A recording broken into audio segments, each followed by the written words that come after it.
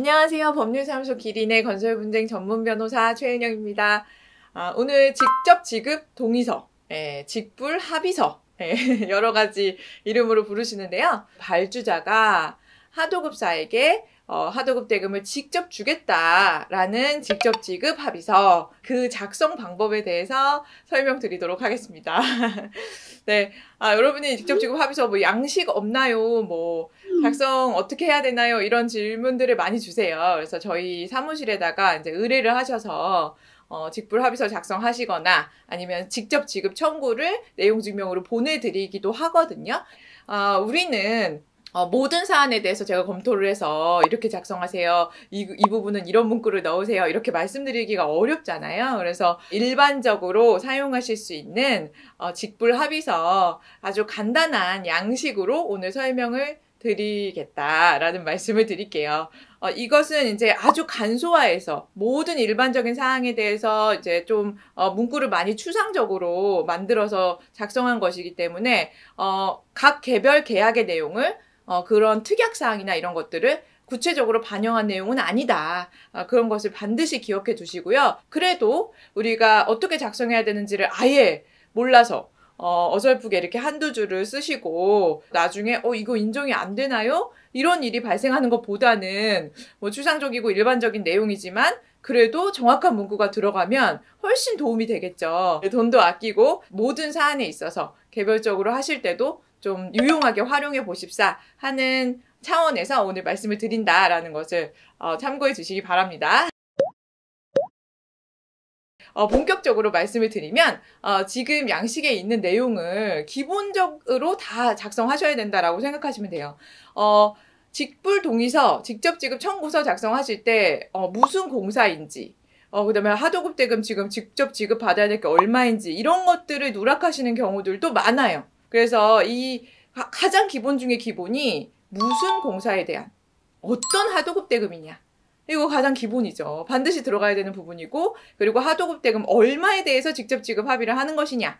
이것도 굉장히 중요한 부분이에요. 그래서 계약을 체결하실 때 처음부터 직불 합의를 작성하시는 경우라면은 지금 보시는 것처럼 원도급의 내용, 그러니까 발주자와 이제 원사업자 사이에 체결된 계약의 내용을 이제 공사명, 도급 대금, 뭐 이제 발주자가 누군지, 원사업자가 누군지 이런 것들에 대해서 특정을 좀 해주시고, 그 다음에 이제 우리 계약의 내용, 원사업자와 수급사업자 사이에 체결된 계약의 내용이 뭐 신축공사 중에서 무슨 공사인지, 뭐 골조공사인지, 뭐 내외장 공사인지, 뭐 이런 것들, 그리고 이제 하도급 대금이 정확하게 얼마인지 그런 것들에 대해서도 이제 정확하게 기재를 해주시는 것이 반드시 필요해요. 그리고 그 내용에 있어서는 이제 여기 아래 기재된 내용 그대로 활용하시면 되는데요.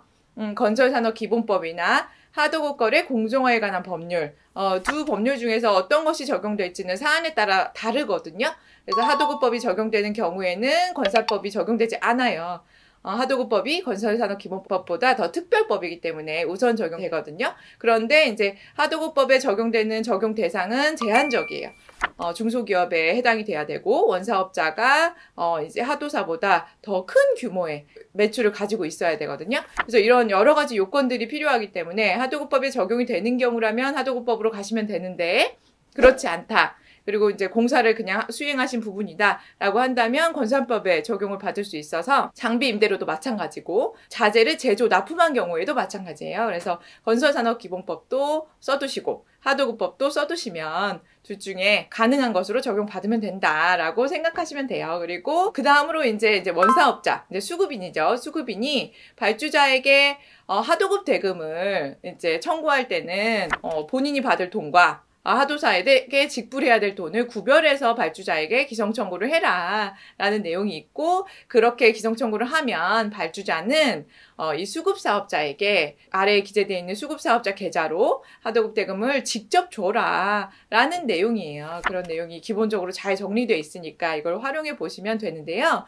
지금 알려드린 대로 이 양식이 어렵지 않잖아요. 그래서 이 양식대로 그대로 작성하시면 큰 문제가 없겠으나 이 작성으로 모든 것이 해결되는 것이 아니라 반드시 기억하셔야 될 부분이 한 가지가 있어요. 네. 뭐냐면 직불 합의서를 썼어도 이 하도급 대금 전액에 대해서 원사업자, 이 원청사죠. 원청사의 다른 채권자들, 일반 채권자들이 막 이제 원사업자가 받아갈 돈에 압류를 막 치면 이 하도사가 이 하도급 대금 전액에 대해서 직불합의서 썼으니까 우리 하도급 대금이 3억인데 안정적으로 발주자한테 3억을 모두 받을 수 있는 거 아닌가요? 라고 보통 생각들을 하시거든요. 근데 그렇지가 않아요.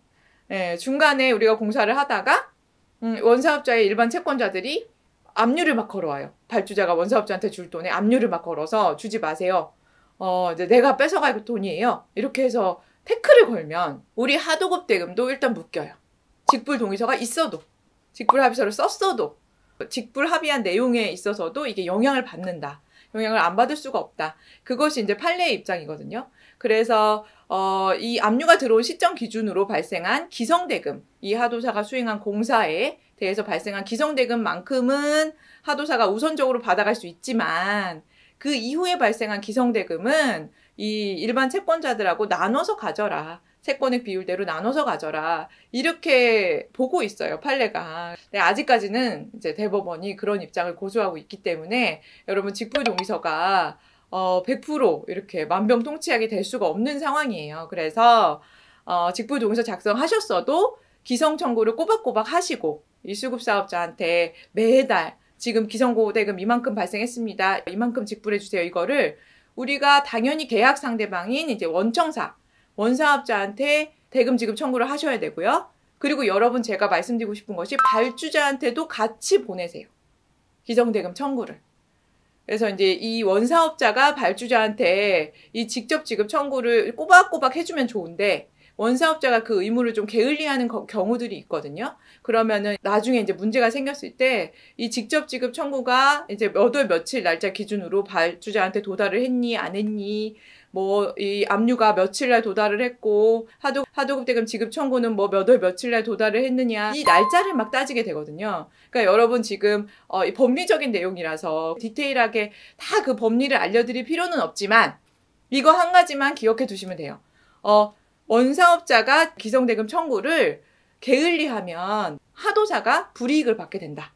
그렇기 때문에 하도급 대금 직접 지급 청구서를 매달 날리실 때마다 원사업자와 발주자에게 같이 보내시라. 그게 공문으로도 좋고 뭐 내용 증명이면 더 좋고요. 그래서 매달 같이 보내시는 게 우리 수급사업자, 하도사 분들한테는 굉장히 유리하게 작용을 할 수가 있다. 라는 거 하나를 꼭 기억해 두시자. 라는 말씀을 오늘 꼭 드리고 싶었습니다. 네, 여러분. 직불 합의서, 직불 동의서는 엄격한 형식을 요구하고 있지는 않아요. 그래서 지금 제가 말씀드린 내용을 활용하셔서 필요하신 내용도 조금 추가하시고 기본적인 사항들만 잘 기재하셔도 충분히 훌륭한 직불 합의서, 직불 동의서가 된다라는 것들 기억해 두셨다가 많이들 활용해 보시고요. 그 직불 동의서 있어도 매달 기성 청구는 하셔야 되는데 원사업자와 발주자한테 모두 다 기성 청구 하시는 게 나중에 불이익을 받지 않는 하나의 방법이 될 수 있다까지 오늘 말씀드렸습니다. 네, 여러분 오늘 영상 도움 되셨다면은 좋아요와 구독, 알림 신청 부탁드리고요. 저는 다음에 더 좋은 영상 만들어서 오도록 할게요. 여러분 감사합니다.